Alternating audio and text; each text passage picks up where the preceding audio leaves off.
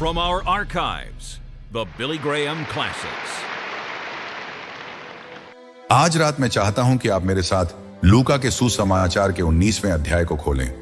यीशु इस समय यरीहो से होकर जा रहे हैं और एक अंधा व्यक्ति चिल्लाकर कहता है, यीशु दाऊद के पुत्र, मुझ पर दया कर। और यीशु ने उसे छू लिया और वह चंगा हो गया। और अब वह यरीहो के बीच से होकर गुजर रहे हैं और इसी समय एक और घटना घटित होती है। और यीशु यरीहो में प्रवेश किए और वहां से होकर जा रहे थे।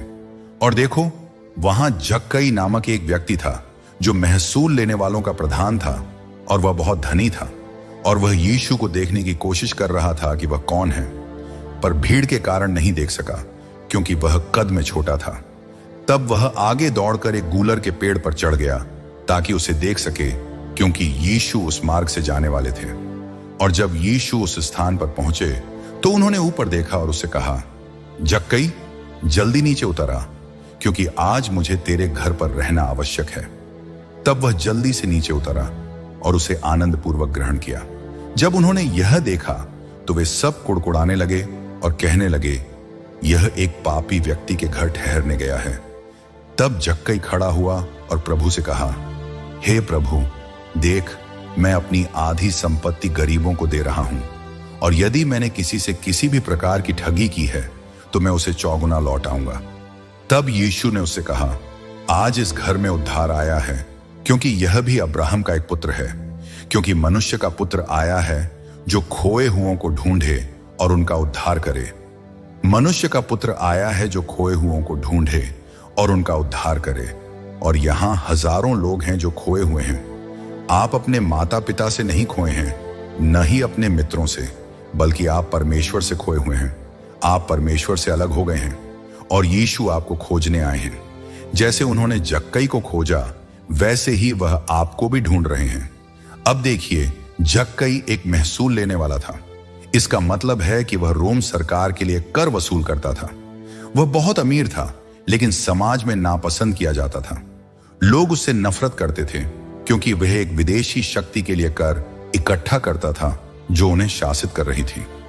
यदि यीशु ने जनमत को ध्यान में रखा होता तो उन्होंने कभी जक्कई की ओर ध्यान भी नहीं दिया होता। लेकिन यीशु कभी जनमत की परवाह नहीं करते थे। शास्त्र कहते हैं कि हर अवसर पर यीशु ने अपनी कोई प्रतिष्ठा नहीं बनाई। मैं कल्पना कर सकता हूं कि महीनों से किसी ने भी स्वेच्छा से जक्कई के घर में कदम नहीं रखा था। वह धनवान तो था, लेकिन अकेला था, घृणित था और पूरे नगर में लगभग हर किसी से बचा हुआ था। लेकिन उसकी जिज्ञासा उसे काबू में कर रही थी। वह यीशु को देखना चाहता था। संभवतः उसने यीशु के बारे में सुना होगा और उसने लोगों को यीशु को कई नामों से बुलाते हुए सुना होगा। कुछ लोगों ने यीशु को शैतान कहा, कुछ ने उन्हें कट्टरपंथी कहा, कुछ ने उन्हें निंदक कहा, कुछ ने उन्हें विधर्मी कहा, कुछ ने उन्हें नब्बी कहा, कुछ ने उन्हें छलिया कहा, और कई लोगों ने कहा कि वे वास्तव में परमेश्वर के पुत्र हैं। तो स्वाभाविक रूप से जक्कई में यीशु को देखने की जबरदस्त उत्सुकता थी। लेकिन देखिए, यीशु को देखने के लिए उसके सामने कई बाधाएं थीं। भीड़ का दबाव, एक बड़ी भीड़ थी और वह छोटा कद का व्यक्ति था, और उस भीड़ को चीरकर आगे बढ़ना लगभग असंभव था, क्योंकि हर कोई यीशु के पास जाना चाहता था। और कई लोग यीशु को जानना चाहते हैं, उनके करीब आना चाहते हैं, उन्हें अपने हृदय में ग्रहण करना चाहते हैं और उद्धार प्राप्त करना चाहते हैं। लेकिन वे कई बाधाओं का सामना कर रहे हैं। वे बाधाएं क्या हैं? आइए उनमें से कुछ को सूचीबद्ध करें। पहली बाधा है अहंकार। बाइबल सिखाती है कि अहंकार बहुत से लोगों को मसीह के पास आने से रोकता है। बाइबल कहती है, परमेश्वर अहंकारी का विरोध करता है, लेकिन दीन लोगों को अनुग्रह देता है। बाइबल यह भी कहती है, यदि कोई अपने आप को इस संसार में बुद्धिमान समझता है तो उसे मूर्ख बनना चाहिए कि वह वास्तव में बुद्धिमान बन सके। यीशु ने कहा कि हमें छोटे बच्चों के समान बनना चाहिए यदि हमें परिवर्तित होना है। दूसरी बाधा है मूर्ति पूजा। बाइबल में मूर्ति पूजा बार बार एक बड़े पाप के रूप में वर्णित की गई है जो लोगों को परमेश्वर से दूर करता है। आज की दुनिया में हमारी मूर्ति पूजा अद्वितीय है क्योंकि हम स्वयं की आराधना करते हैं। हम मनुष्य की आराधना करते हैं। हम उन चीजों की पूजा करते हैं जिन्हें हमने अपने हाथों से बनाया है, चाहे वह टेलीविजन हो, नई कार हो या धन दौलत। ये सभी चीजें हमारे लिए देवता बन गई हैं। तीसरी बाधा है सांसारिकता। बाइबल कहती है, यदि कोई व्यक्ति समस्त संसार को प्राप्त कर ले और अपना प्राण खो दे तो उसे क्या लाभ होगा। यीशु ने कहा कि यदि आप समस्त संसार का सारा तेल, सारा सोना, सारे हीरे और सारी संपत्ति प्राप्त कर लें और फिर भी अपनी आत्मा खो दें तो वह किसी काम की नहीं होगी। फिर एक और बाधा है गुप्त पाप। बाइबल कहती है, हे प्रभु, मुझे मेरे गुप्त पापों से शुद्ध कर। आप अपने पापों को दूसरों से छिपा सकते हैं, लेकिन परमेश्वर से नहीं। अब हमने बाधाओं को देखा, अब यीशु की ओर देखें। यह एक व्यक्तिगत बुलावा है। यीशु जक्कई की ओर देखते हैं और उसे नाम से पुकारते हैं। वह कहते हैं, जक्कई, जल्दी नीचे आ।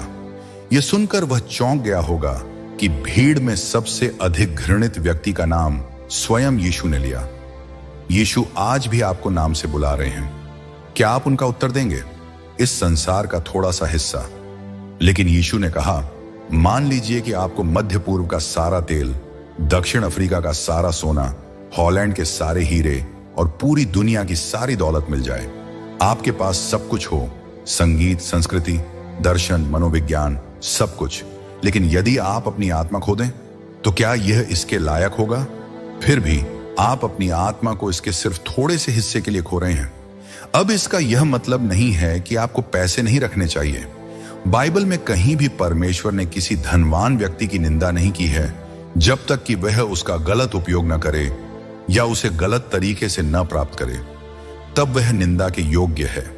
लेकिन बाइबल कहती है, क्या तुम नहीं जानते कि संसार से मित्रता करना परमेश्वर से बैर करना है?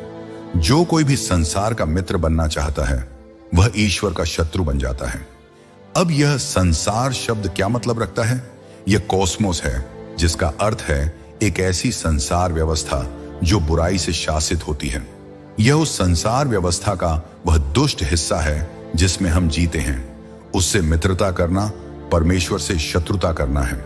और परमेश्वर कहते हैं, उनके बीच से बाहर आओ और अलग हो जाओ। प्रभु कहते हैं, और अशुद्ध वस्तु को न छुओ।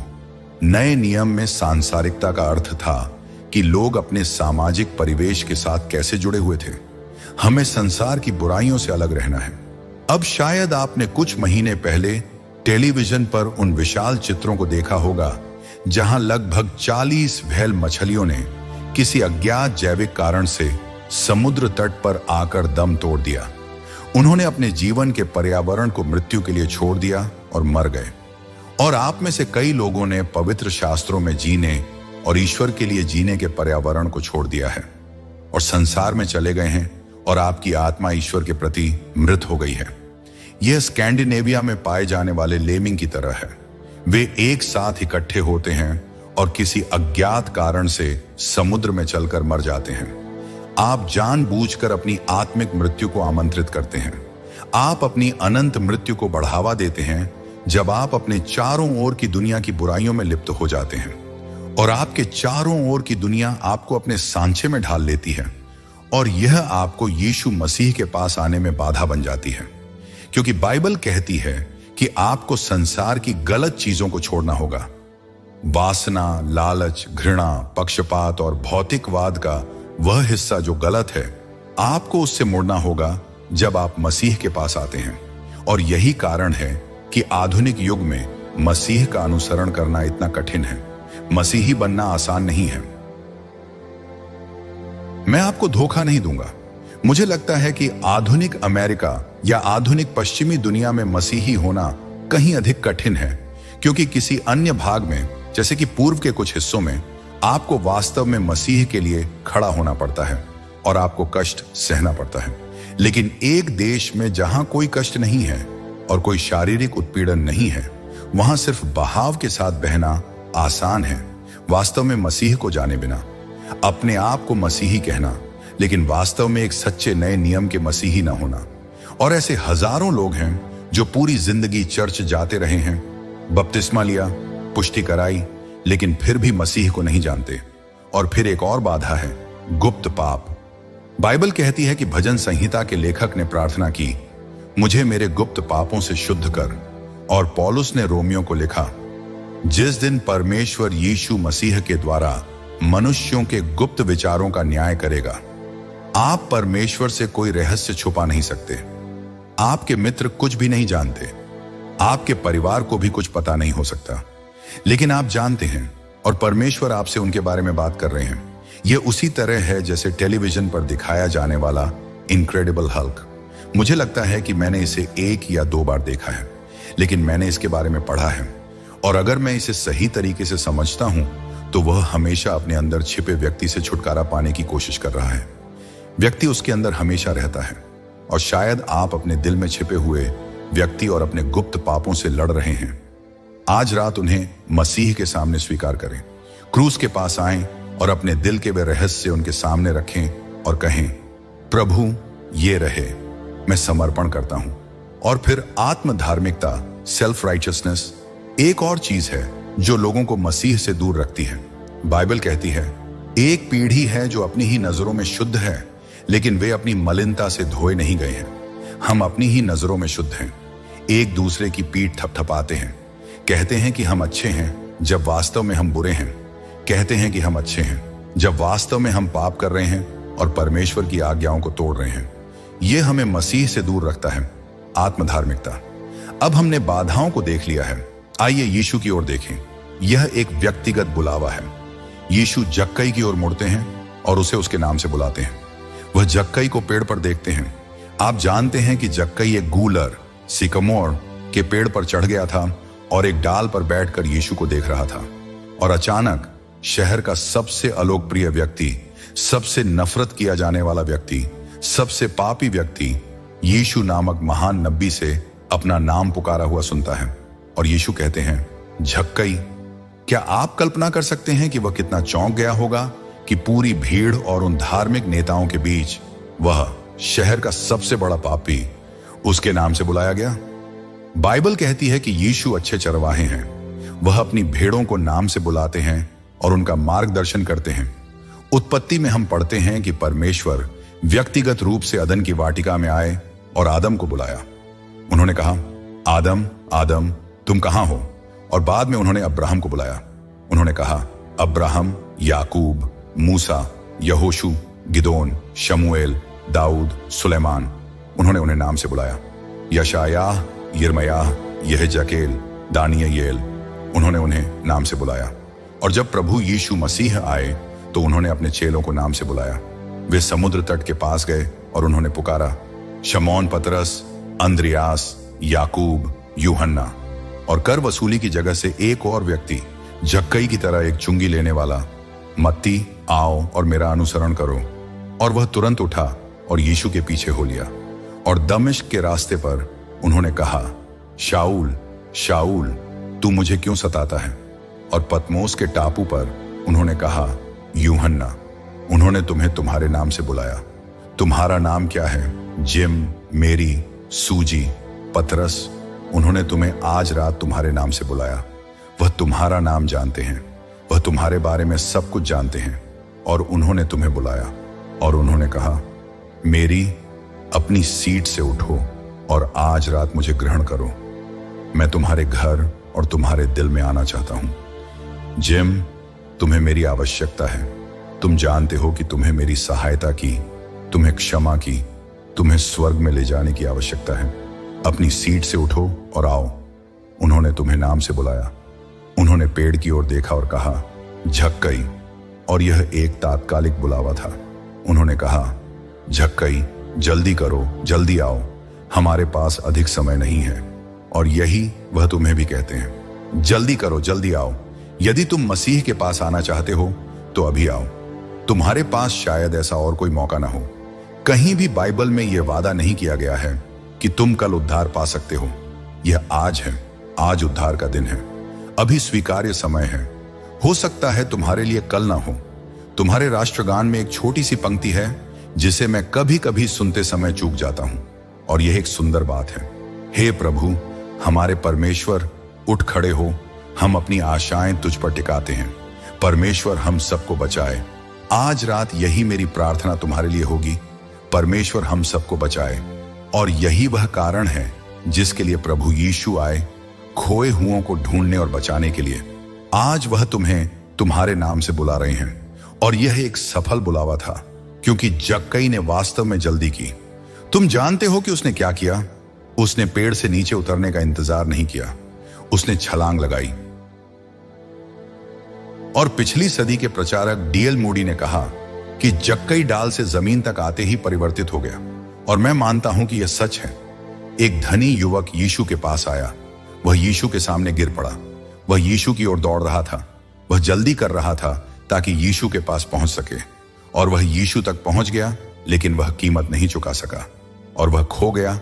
भले ही यीशु ने उससे प्रेम किया, यीशु ने उसे बुलाया और उसे अनमोल समय दिया, फिर भी वह युवक कभी यीशु के पास नहीं आया। लेकिन जक्कई, जो एक महान पापी था, यीशु के पास आया, और यीशु उसके पास गए, जक्कई के घर पर। और आप जानते हैं कि मुझे क्या लगता है?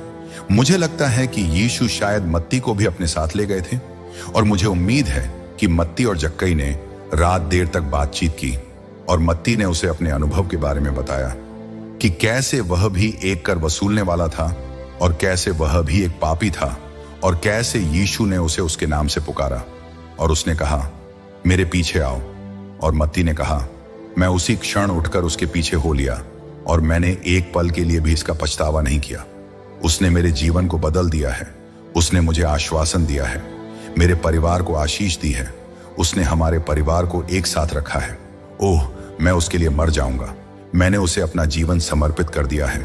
और जक्कई ने यह सुना, और मैं कल्पना करता हूं कि मत्ती ने उस रात उससे कहा होगा, तुम जानते हो जक्कई, अगर तुम मसीह के पास आते हो, यदि तुम यीशु के पास आते हो, तो तुम्हें कुछ पुनर्स्थापनाएं करनी पड़ेंगी। तुम्हें अपने पूरे जीवन जीने के तरीके को बदलना होगा, और तुम्हें खुलकर यह घोषित करना होगा कि तुम यीशु मसीह के प्रति समर्पित हो। हमें संसार में रहना है, लेकिन संसार के अनुरूप नहीं बनना है। हम दो संसारों में जीते हैं। हम इस संसार में रहते हैं, लेकिन हम एक अन्य संसार, स्वर्ग के राज्य के नागरिक भी हैं, और हमारी पहली निष्ठा हमेशा स्वर्ग के राज्य के प्रति होनी चाहिए। हाँ, मुझे लगता है कि मत्ती ने उसे यह सब बातें बताई होंगी। परिणाम क्या हुआ? परिणाम यह हुआ कि जक्कई ने मसीह को ग्रहण कर लिया। अब मसीह को ग्रहण करना मानव बुद्धि से परे विश्वास का एक कार्य है। बाइबल कहती है, स्वाभाविक मनुष्य परमेश्वर की आत्मा की बातों को ग्रहण नहीं करता, क्योंकि वे उसके लिए मूर्खता की बातें हैं, और वह उन्हें जान भी नहीं सकता, क्योंकि वे आत्मिक रूप से परखी जाती हैं। दूसरे शब्दों में, एक स्वाभाविक व्यक्ति जैसे आप तर्क करके परमेश्वर के राज्य तक नहीं पहुंच सकते। आप केवल तर्क के आधार पर मसीह तक नहीं पहुंच सकते। मैं नहीं सोचता कि जक्कई ने बैठकर यीशु के बारे में सारी दार्शनिक और धार्मिक बहसों को सुना होगा। उसने बस सरलता से एक छोटे बच्चे की तरह उसे विश्वास के साथ ग्रहण किया, और यीशु ने उसे ग्रहण किया और उसका पाप क्षमा किया। देखिए, मसीह आज रात हमारे हृदय के द्वार पर दस्तक दे रहे हैं। वह आप जैसे लोगों से उसे ग्रहण करने के लिए कह रहे हैं। और लोगों ने उस पर आरोप लगाया था। उन्होंने कहा था, यह मनुष्य पापियों को ग्रहण करता है। क्या आप पापी हैं? क्या आपने परमेश्वर की व्यवस्था को तोड़ा है? मैं एक पापी हूं। क्या आप भी हैं? अवश्य ही आप हैं। वह पापियों को ग्रहण करता है। क्या यह अद्भुत बात नहीं है कि वह पापियों को ग्रहण करता है? और जब मैं स्वर्ग के द्वार पर खड़ा होऊंगा, और यदि वे मुझसे पूछें कि पासवर्ड क्या है, तो मैं कहूंगा, मैं यहां परमेश्वर की अनुग्रह और दया के कारण हूं, जो यीशु मसीह ने क्रूस पर किया। मैं यहां किसी भी अच्छे कार्य के कारण नहीं हूं जो बिली ग्राहम ने किए। मैं स्वर्ग नहीं जा रहा क्योंकि मैंने एक बड़े स्टेडियम में उपदेश दिया। मैं स्वर्ग नहीं जा रहा क्योंकि मैंने बाइबल पढ़ी। मैं स्वर्ग नहीं जा रहा क्योंकि मैंने प्रार्थना की। मैं स्वर्ग नहीं जा रहा क्योंकि मेरी एक अद्भुत मसीही पत्नी और 5 मसीही बच्चे हैं। मैं स्वर्ग जा रहा हूं क्योंकि परमेश्वर की अनुग्रह और दया ने मुझे बचाया। मैं एक पापी हूं, मैं न्याय का पात्र हूं, मैं नरक का अधिकारी हूं, लेकिन मैं वहां जा रहा हूं क्योंकि मसीह ने मुझे बचाया और मैंने मसीह को ग्रहण किया। मैंने उसे अपने हृदय में आने दिया और मैं क्रूस पर गया हूं। उसने मेरे पापों को क्षमा कर दिया है। मुझे अनंत जीवन मिल गया है। मुझे पता है कि मैं बचाया गया हूं। मुझे पता है कि मैं कहां से आया हूं। मुझे पता है कि मैं यहां क्यों हूं। मुझे पता है कि मैं कहां जा रहा हूं, और यदि वह आज रात आ जाए तो मैं तैयार हूं। क्या आप यह जानते हैं? क्या आप इसके प्रति निश्चित हैं? यह मनुष्य पापियों को ग्रहण करता है। परंतु जितनों ने उसे ग्रहण किया उसने उन्हें परमेश्वर की संतान बनने का अधिकार दिया, अर्थात उन्हें जो उसके नाम पर विश्वास रखते हैं। आप उसे ग्रहण करें और उसे अपने जीवन में आने दें और आप जानेंगे कि सच्ची खुशी क्या होती है। बिना मसीह के आपके जीवन की वह खाली जगह कोई नहीं भर सकता। न सेक्स, न ड्रग्स, न शक्ति, न प्रसिद्धि, यह सब कुछ व्यर्थ है। मसीह ही सब कुछ है। और जब आपके पास मसीह होता है तब आप इस जीवन को सच्चे अर्थों में जीने के लिए तैयार होते हैं। हाँ, जक्कई ने आनंद पूर्वक मसीह को ग्रहण किया। और एक और बात ध्यान देने योग्य है, जक्कई ने खुलेआम मसीह को स्वीकार किया। वह अपने सभी मित्रों और पूरे नगर के सामने खड़ा हुआ और उसने कहा, मैं गलत था, मैं एक पापी हूं, मैं हर उस चीज की पुनर्स्थापना करने के लिए तैयार हूं